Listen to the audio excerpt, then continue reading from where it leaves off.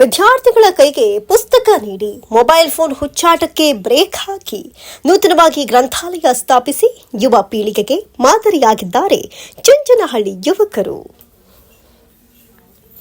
ಹೌದು, ಅಂಗೈಯಲ್ಲಿ ಪ್ರಪಂಚ ನೋಡುವ ಆಧುನಿಕ ಯುಗದ ಕಾಲಘಟ್ಟದಲ್ಲಿ ದೇಶ ಅಭಿವೃದ್ಧಿಯತ್ತ ಸಾಗಿದ್ರೂ ದೇಶದಲ್ಲಿ ಬೆಳೆಯುವ ಯುವ ಪೀಳಿಗೆಗೆ ಮೊಬೈಲ್ ಫೋನುಗಳಿಗೆ ಮಾರು ಹೋಗಿ ತಮ್ಮ ಜೀವನವನ್ನೇ ನಾಶಪಡಿಸಿಕೊಳ್ತಾ ಇರುವಂತಹ ಸಾಕಷ್ಟು ಘಟನೆಗಳನ್ನು ನೋಡಿದ್ದೇವೆ, ಕೇಳಿದ್ದೇವೆ. ಆದರೆ LKG, UKG ಮಕ್ಕಳಿಂದ ಹಿಡಿದು ಪದವಿ ವಿದ್ಯಾರ್ಥಿಗಳ ತನಕವೂ ಮೊಬೈಲ್ ಫೋನ್ಗಳ ಮಾರಕ ಕುಟುಂಬಗಳಲ್ಲಿ ಆತಂಕ ಸೃಷ್ಟಿ ಮಾಡಿದೆ ಅಂದರೆ ತಪ್ಪಾಗಲಾರದು. ಹೆತ್ತವರು ಮತ್ತು ಹುಟ್ಟಿದ ತಾಯ್ನಾಡಿಗೆ ಗೌರವ ತರಬೇಕು ಅಂದರೆ ಯುವ ಪೀಳಿಗೆಗಳಿಂದ ಮೊಬೈಲ್ ಫೋನ್ಗಳನ್ನು ದೂರ ಸರಿಸಬೇಕು ಎನ್ನುವಂತಹ ಹಿತದೃಷ್ಟಿಯಿಂದ ಯುವಕರ ತಂಡ ಮೊಬೈಲ್ ಫೋನ್ಗಳಿಗೆ ಬ್ರೇಕ್ ಹಾಕಿ ವಿದ್ಯಾರ್ಥಿಗಳ ಕೈಗೆ ಪುಸ್ತಕ ನೀಡಿರುವ ಅಪರೂಪದ ಗ್ರಾಮದ ಬಗ್ಗೆ ನಾವು ಮಾಹಿತಿ ತಿಳಿಯಲೇಬೇಕಲ್ವೇ? ಇದೇ ನೋಡಿ, ರಾಜ್ಯದ ಮುಖ್ಯಮಂತ್ರಿ ಸಿದ್ದರಾಮಯ್ಯ ಪ್ರತಿನಿಧಿಸುವ ನಂಜನಗೂಡು ತಾಲೂಕಿನ ಚುಂಚನಹಳ್ಳಿ ಗ್ರಾಮದಲ್ಲಿ ವಿಮೋಚನಾ ಯುವಕರ ಸಂಘದಿಂದ ಸಂವಿಧಾನ ಶಿಲ್ಪಿ ಡಾಕ್ಟರ್ BR ಅಂಬೇಡ್ಕರ್ ಅವರ ಜಯಂತ್ಯೋತ್ಸವದ ಅಂಗವಾಗಿ ಗ್ರಂಥಾಲಯ ತೆರೆದು ಮಾದರಿಯಾಗಿದ್ದಾರೆ. ಈ ಒಂದು ನೂತನ ಗ್ರಂಥಾಲಯವನ್ನು ಉದ್ಘಾಟನೆ ಮಾಡಲಾಗಿದೆ ಅಂತಾರೆ ಚುಂಚನಹಳ್ಳಿ ಗ್ರಾಮಸ್ಥರು. ಏನೇ ಇರಲಿ, ಬೆಳೆಯುವ ಕುಡಿಗಳಿಗೆ ಮಾದರಿಯಾಗಿ ಕೈಯಲ್ಲಿ ಪುಸ್ತಕ ಹಿಡಿದು ಆಕಾಶದೆತ್ತರಕ್ಕೆ ಪ್ರತಿಭೆ ತೋರಿಸಿ ಗ್ರಾಮಕ್ಕೆ ಕೀರ್ತಿ ತರಲಿ ಎನ್ನುವಂತಹ ಮಹಾದಾಸೆ ಚುಂಚನಹಳ್ಳಿ ಗ್ರಾಮಸ್ಥರ ಬೆಟ್ಟದಷ್ಟು ಕನಸುಗಳ ಈಡೇರಿಕೆಗೆ ಮುಂದಾಗಿರುವುದು ಇತರೆ ಗ್ರಾಮಗಳಿಗೆ ಮಾದರಿಯಾಗಿದೆ.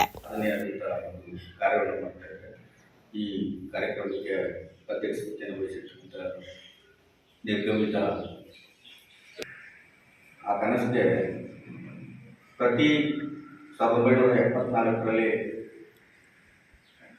ರಾಜಕೀಯಕ್ಕೆ ಬಂದಂಥ ನಮ್ಮ ರಾಜಕೀಯ ಮುತ್ಸದ್ದಿ ರಾಜಕಾರಣಿ ವಿ. ಶ್ರೀನಿವಾಸ ಪ್ರಸಾದ್ ಅವರು ಯಾವ ಭಾರತ ದೇಶದಲ್ಲಿ ಯಾವ ಮೂಲೆಯಲ್ಲೂ ಇದೆ ಇದ್ದಂಥ ಸಂದರ್ಭದಲ್ಲಿ ಪ್ರತಿ ಗ್ರಾಮಗಳಿಗೂ ಪ್ರಪ್ರಥಮ ಅಂಬೇಡ್ಕರ್ ಭವನವನ್ನು ನಿರ್ಮಾಣ ಮಾಡೋದಕ್ಕೆ ಚಾಲನೆ ನೀಡಿದಂಥದ್ದು ವಿ. ಶ್ರೀನಿವಾಸ ಪ್ರಸಾದ್.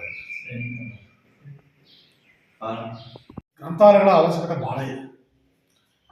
ಇಲ್ಲಿಗೆ ವಿವಿಧ ಸ್ಥಳದ ಪುಸ್ತಕಗಳನ್ನು ಸಂಗ್ರಹಣೆ ಮಾಡಿ ಆ ಪುಸ್ತಕಗಳನ್ನು ಓದಿದ್ರೆ ಇಡೀ ಪ್ರಪಂಚದ ಜ್ಞಾನ ಹೆಚ್ಚುತ್ತದೆ.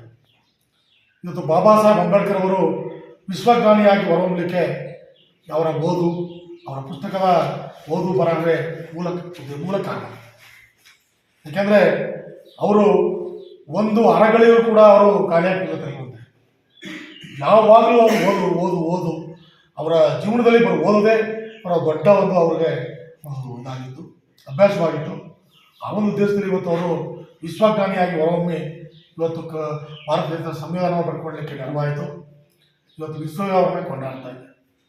ಅಂಥ ಒಂದು ಪ್ರತಿಭೆಗೆ ಆರೋಪಂತಂದರೆ ಇವತ್ತು ಸಮುದಾಯ ಭವನಗಳಲ್ಲಿ ಇಸ್ಪೀಟ್ ಆಡ್ಕೊಂಡು ಆಟೆ ಕೂತ್ಕೊಳ್ಳೋ ಬದಲು ಇಂಥ ಒಂದು ಗ್ರಂಥಾಲಯಗಳ ಮುಖಾಂತರ ದಿನಪತ್ರಿಕೆಗಳು, ವಾರಪತ್ರಿಕೆಗಳು, ಮಾಸಪತ್ರಿಕೆಗಳು ಮತ್ತು ಸಂವಿಧಾನದ ಬಗ್ಗೆ ಪುಸ್ತಕಗಳು, ಕಥೆ, ಕಾದಂಬರಿಗಳು, ದೇಶದ ಹಲವು ವೈವಿಧ್ಯತೆಗಳನ್ನು ತಿಳ್ಕೊಳ್ಬೇಕಾದ್ರೆ ಪುಸ್ತಕದ ಓದು ಬಹಳ ಮುಖ್ಯ.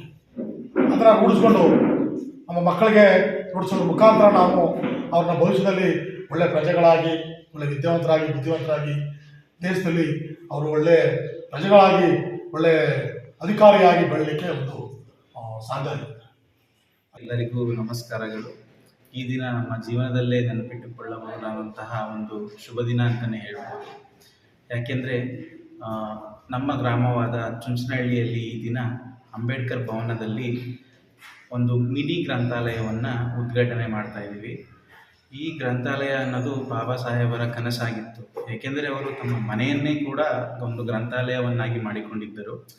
ಈಗ ಇತ್ತೀಚಿನ ದಿನಗಳಲ್ಲಿ ಓದುವವರ ಸಂಖ್ಯೆ ಕ್ಷೀಣಿಸುತ್ತಿರುವುದರಿಂದ ಬಾಬಾ ಸಾಹೇಬರ ಕನಸಿನಂತೆ ನಾವು ನಮ್ಮ ಊರಿನಲ್ಲಿ ಈ ದಿನ ಒಂದು ಸರಳ ಗ್ರಂಥಾಲಯವನ್ನು ಉದ್ಘಾಟನೆ ಮಾಡುತ್ತಿದ್ದೇವೆ. ಇದು ಒಂದು ಹೆಮ್ಮೆಯ ಸಂಗತಿ ಅಂತಲೇ ಹೇಳ್ಬೋದು.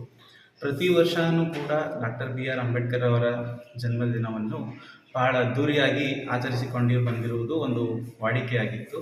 ಆದರೆ ಈ ವರ್ಷ ಅವರ ಆದರ್ಶಗಳನ್ನು ಪಾಲಿಸುತ್ತಾ ಅವರು ತೋರಿಸಿಕೊಟ್ಟ ದಾರಿಯಲ್ಲಿ ನಡೆಯುವುದರ ಉದ್ದೇಶದಿಂದಾಗಿ ಒಂದು ಮಿನಿ ಗ್ರಂಥಾಲಯವನ್ನು ಉದ್ಘಾಟನೆ ಮಾಡುತ್ತಿದ್ದೇವೆ.